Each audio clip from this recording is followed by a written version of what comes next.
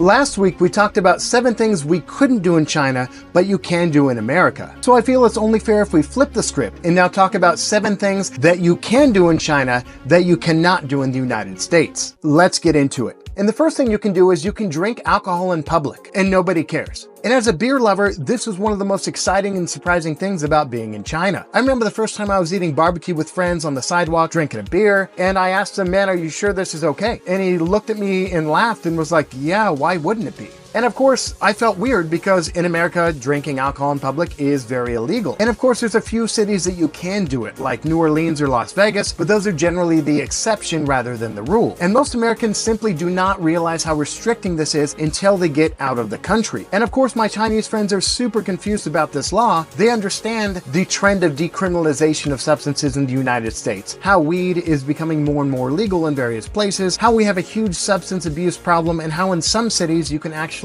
shoot up legally. And to me, this simple freedom reveals a deeper contrast in how each country handles personal responsibility. And it's not that China encourages public drunkenness, the opposite. And they have much stricter DUI laws, with 0.02%, as opposed to the US, which is 0.08%. And I think it really just has to do with Chinese society being like 5,000 years old. It just has the atmosphere of being mature, and they're able to handle the privilege responsibly. While in the US, it feels like we just don't quite trust ourselves with this freedom. And speaking of freedom in society, that leads me to number 2.